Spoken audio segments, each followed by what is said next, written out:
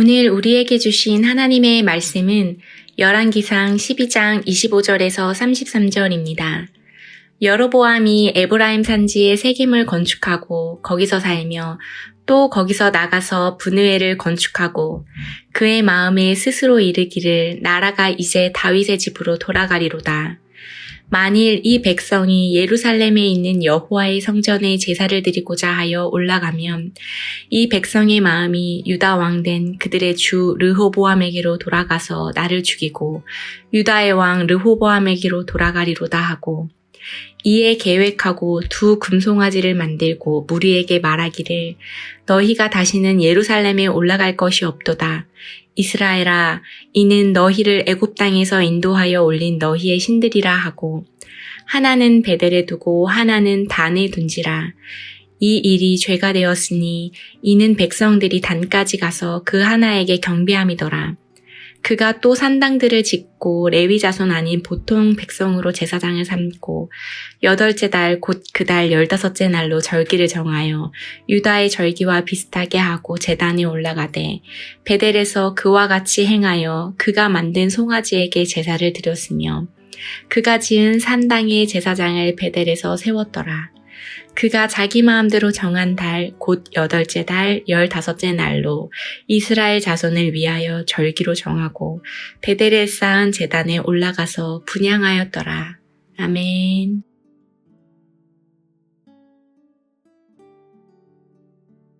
어떤 사람이 냉장고 문을 열었을 때 케이크가 하나 있는 것을 봅니다. 케이크는 겉으로 멀쩡했고 포장도 그대로였기 때문에 아무런 의심 없이 그것을 꺼냅니다. 한 입 베어 무는 순간 입안에 퍼지는 것은 달콤함이 아니라 상한 맛이었습니다.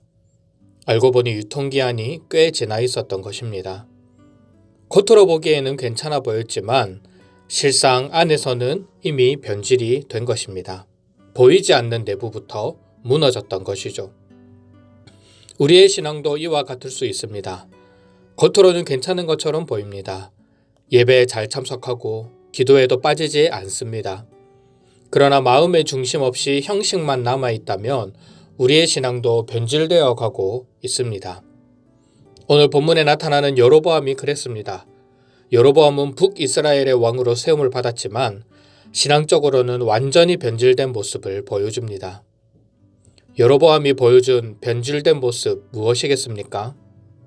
먼저 여로보암은 두 금송아지를 만든 후 그 금송아지를 가리켜 너희를 애굽 땅에서 인도하여 올린 너희의 신들이다 라고 말합니다. 하나님을 피조물의 형상으로 왜곡하는 죄를 범한 것입니다. 우상을 만들지 말라는 10계명의 2계명을 어긴 것이고 마치 시내산에서 금송아지 우상 숭배를 했던 이스라엘 백성들의 모습을 떠올리게 합니다. 여로보암은 이렇게 만든 금송아지를 북이스라엘의 단과 베델이라는 지역에 두어서 백성들로 하여금 우상 숭배하게 합니다. 이뿐만이 아닙니다. 예루살렘에 있는 제사장을 모셔올 수 없으니 일반 백성 중에 자원하는 사람을 제사장으로 삼습니다. 절기도 완전히 새롭게 합니다. 원래는 7째 달 15째 날이 초막절 절기였지만 여로보암은 이것을 교묘히 모방하여 8째 달 15째 날을 유다의 절기로 삼습니다. 성경은 이런 여로보암을 가리켜 그가 자기 마음대로 정한 달이라고 표현합니다. 여로보암이 행한 일, 겉으로 볼 때는 문제가 없어 보입니다. 형식은 그대로이기 때문입니다. 하나님을 믿지 않는 것도 아니고 절기를 지키지 않는 것도 아닙니다. 제사장을 세워 직무를 감당하게도 했습니다. 그러나 모든 것이 변질되었습니다.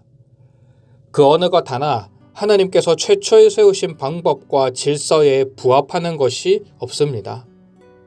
여로보암은 철저하게 자기중심적으로 자기 편의대로 제의를 변경했고 이는 북이스라엘 백성의 모든 백성들을 우상 숭배의 길로 이끄는 결과를 초래했습니다.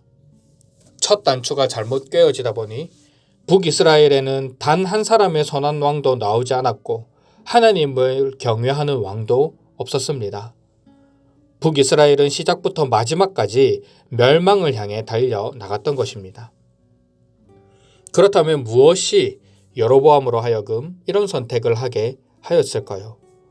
우리는 여로보암의 모습 속에서 무엇을 반면교사로 삼아야 하겠습니까? 먼저 사람을 두려워하는 모습이 신앙의 변질을 초래합니다. 다시 26절 말씀으로 돌아가 보겠습니다. 26절 말씀을 보시면 그의 마음에 스스로 이르기를 나라가 이제 다윗의 집으로 돌아가리로다 되어 있습니다. 여로보암은 마음에 두려움이 있었습니다.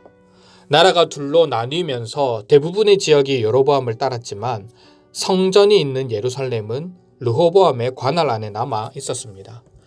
10개 지파의 사람들이 예루살렘에 제사를 드리러 다녀야 했던 것이죠. 그러다 보면 혹 마음이 남유다로 돌아가지 않을까 여로보암은 염려했습니다. 사람들의 눈치를 보며 두려워한 것이죠. 만약 여로보암이 하나님을 두려워했다면 이런 걱정은 하지 않았을 것입니다. 이스라엘은 솔로몬의 우상숭배와 르호보암의 완고한 마음으로 인해 위기를 겪고 있습니다. 이럴 때 자신이 하나님을 두려워하고 하나님께서 기뻐하시는 모습대로 다윗의 길을 걸어갔다면 결과는 완전히 달랐을 것입니다. 하지만 여로보암은 하나님을 두려워하기보다 사람을 두려워했고 이는 신앙의 변질, 믿음의 변질을 초래했습니다. 두 번째로 성공에 대한 욕심이 신앙의 변질을 초래합니다. 여로보암이 왕이 되어 제일 먼저 했던 일이 바로 제의를 정리하는 것입니다. 제사와 절개를 변경한 이유는 당연히 자신의 왕조의 성공을 위해서입니다. 북이스라엘은 남유다 왕국에 비해 인구도 많고 영토도 훨씬 넓습니다. 딱 하나 부족한 것이 있었는데 바로 종교적 정통성입니다. 법궤는 제의의 상징입니다. 지금 법궤가 예루살렘에 있었기 때문에 종교적 정통성이 남유다에 있던 것입니다. 이것을 대체하기 위해 새로운 종교적 장소인 단과 베델을 세우고 새로운 제사장을 선출하고 새로운 절기를 만듭니다. 이렇게 해서 자신의 약점이라고 생각했던 종교적 정통성을 보완하여 왕조의 성공을 꿈꾸었습니다. 하지만 여로보암의 이런 행동은 신앙의 변질을 초래했고 우상숭배는 물론이요 30절 말씀처럼 온 이스라엘 백성들이 죄 가운데 살아가게 하였던 것입니다. 마지막으로 말씀에 대한 불신이 신앙의 변질을 초래합니다. 하나님은 아히야 선지자를 통해 이미 여로보암에게 약속하셨습니다. 열왕기상 11장 38절 말씀을 보시면 내 율례와 명령을 지키면 내가 너와 함께 있어 내가 다윗을 위하여 세운 것 같이 너를 위하여 견고한 집을 세우고 이스라엘을 내게 주리라 약속하셨습니다. 그러나 여로보암은 하나님의 말씀을 불신했습니다. 눈앞에 닥친 상황만 바라봤습니다. 말씀은 당장 내 눈앞에 보이지 않고 더디 이루어지는 것처럼 느껴지는데 내 앞에 놓인 위기는 너무 심각하고 너무 급박했던 것입니다. 결국 여로보암은 자기의 마음에 옳은 대로 행동합니다. 상황에 맞는 선택을 하는 것이죠. 어쩌면 자신의 선택이 하나님이 세워주신 제의도 놓치지 않고 백성들의 마음을 붙들어둘 수 있는 가장 합리적인 결정이라고 생각했을지도 모릅니다. 형식은 살아있었기 때문입니다. 하지만 이 선택의 결과는 신앙의 변질입니다. 이스라엘 백성들을 우상숭배로 이끌게 되는 큰 죄를 하나님 앞에 범하게 된 것입니다. 그렇습니다. 우리도 믿음의 길을 걸어갈 때 한결같은 신앙의 모습으로 하나님 앞에 서는 것이 중요합니다. 인간은 죄의 영향 아래에 있기에 부패하고 변질되는 경향성을 가지고 있습니다. 저와 여러분들이라고 예외는 없습니다. 한결같은 신앙을 가지기 위해 우리는 어떻게 해야 되느냐? 사람을 두려워하기보다 하나님을 두려워할 수 있어야 합니다. 성공에 대한 무리한 욕심보다 하나님이 이 모든 것을 주관해 가시기를 사모할 수 있어야 합니다. 그리고 당장 눈앞에 어떠한 결과가 보이지 않는다라고 할지라도 조급하거나 초조해하지 말고 하나님의 말씀을 굳게 붙들 수 있어야 합니다.